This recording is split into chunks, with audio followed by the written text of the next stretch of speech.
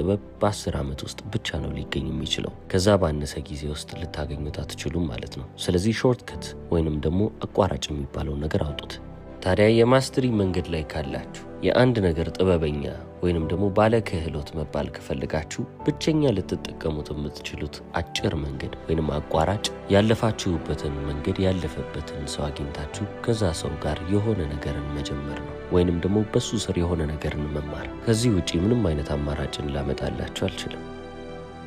ያ ሰው እናንተ ያለፋችሁበትን መንገድ ያለፈ መሆን አለበት። አሁን እናንተን ሊያጋጥማችሁ የሚችለውን ችግር እሱ አስቀድሞ ያለፈበት ሰው መሆን አለበት። ያንን ነገር የተመለከተ ብዙ ስህተቶችን በመንገዱ ላይ የሰራ ሰው ብዙ መከራዎችን፣ ብዙ ችግሮችን በዛ መንገድ አልፎ አሁን ላለበት ቦታ፣ አሁን የደረሰበት ቦታ ጋር መድረስ የቻለ ሰው ከሆነ ያንን ሰው እያያችሁና እሱም ያደረጋቸውን ስህተቶች ለእናንተ እያስተማራችሁ ከነዛ ስህተቶች እናንተም ራሳችሁን እያረቃችሁ የምትሄዱበትን መንገድ ካመጣችሁ ምናልባትም ትልቁን የአቋራጭ መንገድ አገኛችሁ ማለት ይቻላል። ታዲያ ይሄኛውን ሜንተር ከየት ነው ፈልጌ የማገኘው ካላችሁ ይህንን ሰው የምትመርጡበትን መንገድ መጽሐፉ ላይ አስቀምጬላችኋለሁ። ባጭሩ ግን እዚህ ጋር ስነግራችሁ በእናንተና በዛ ሰው መሀል ኢሞሽናል ኮኔክሽን ሊኖር ይገባል። በስሜት ደረጃ ልትግባቡ ይገባል። ያ ማለትም ደግሞ ልክ እንደ ሁለተኛ ወላጆች አድርጋችሁ ልታስቧቸው ይገባል። እንደ አባትና እንደ ልጅ፣ እንደ አጎትና እንደ አክስት አድርጋችሁ አስባችኋቸው ካልሆነ ግንኙነታችሁ ቫሊዩ ወይንም ዋጋ ያጣል። እናንተና እነሱ መሀል ትልቅ የሚባል ቅርበት መኖር አለበት። ያ ቅርበትም ደግሞ ለእናንተ እድገት፣ ለእናንተ ስኬት ትልቅ የሚባል መንገድን ይከፍትላቸዋል።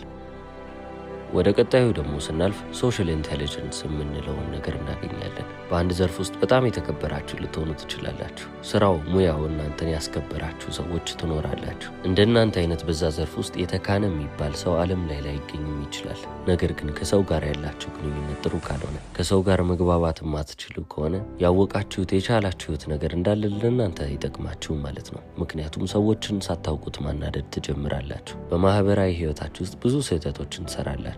የሰዎችን ኢጎ ነካ ልታረጉ ትችላላችሁ። ሰዎች እናንተ ልብ ሳትሉ ሊቀየሟችሁ ይችላል። አይምሯችሁ ጂኒየስ ነው ቢባልም እንኳን ምላሳችሁ እናንተን ወደ ኋላ የሚጎትትባችሁ ነገር ይሆናል። የማይባል ነገር በማይባልበት ቦታ ላይ ልትሉ ትችላላችሁ። ስለዚህ ይሄኛው ምዕራፍ ሙሉ ለሙሉ የሚያተኩረው እናንተ የምትችሉትን ነገር ችላችኋል፣ ነገር ግን እንደ ማንኛውም ክህሎት ከሰው ጋር እንዴት መግባባት እንዳለባችሁም መማርና ያንን ክህሎት ማዳበር ይገባችኋል። በአፕሬንቲስሺፕ ስቴጃችሁ ላይ ስትሆኑ ለገንዘብ ሳይሆን ለክህሎቱ ብላችሁ ጊዜያችሁን በምታጠፉበት ሰዓት ከሰው ጋርም እንዴት መግባባት እንዳለባችሁ ቀድማችሁ በዛ ጊዜ ውስጥ መማር አለባችሁ፣ ከ20 እስከ 30። ከዛ በኋላ እነዚህ ሁለቱ ክህሎቶች አንድም በሙያ በኩል ያገኛችሁት፣ ሁለትም ከሰው ጋር መግባባታችሁ እናንተን እየጠቀማችሁ የሚያልፍ ነገር ይሆናል።